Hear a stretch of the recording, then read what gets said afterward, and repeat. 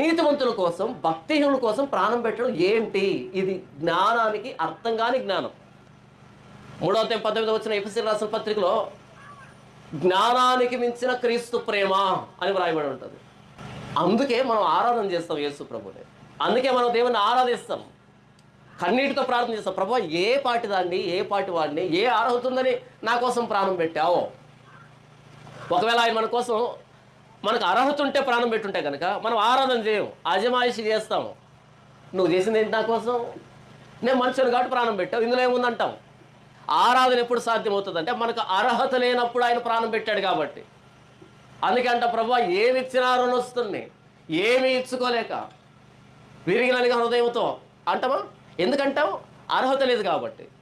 ఇదిగో నేను ఇలాంటి ఉంది కాబట్టి నా కోసం నువ్వు ప్రాణం పెట్టావు, ఇందులో గొప్ప ఏముందంటే ఆరాధన కాదు అది. ప్రభువా ఏమి ఇచ్చినా రుణొస్తున్నే, ఏమి ఇచ్చినా నీ రుణాన్ని చెల్లించలేను. నేను చేయగలిగింది ఏంటంటే, అంటే నేను చేసిన పాపాలను బట్టి విరగడం, నలగడం, నా పాపాలను బట్టి నువ్వు శిలువలో ప్రాణం పెట్టడం, విరగడం, నలగడం తప్ప అంతమించిన నా దగ్గర ఏమీ లేదు. ఆరాధన ఎప్పుడు సాధ్యమవుతుందంటే అర్హత లేని వాడి కోసం ప్రాణం పెట్టినప్పుడు సాధ్యమవుతుంది. అందుకనే మనం ప్రభువైన యేసుక్రీస్తు వారిని ఆరాధిస్తాం.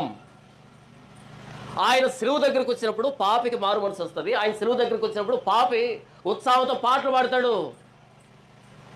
పాపి గంతులేస్తాడు, పాపి ఉత్సహిస్తాడు, పాపి ధైర్యం తెచ్చుకుంటాడు. నా పాపాలను బట్టి శిలువలో ప్రాణం పెట్టాడు, నేను ఉచితమైన నీతిమంతుణ్ణి, పరిశుద్ధుని. అక్కడి నుంచి ఆరాధన ప్రారంభం అవుతుంది.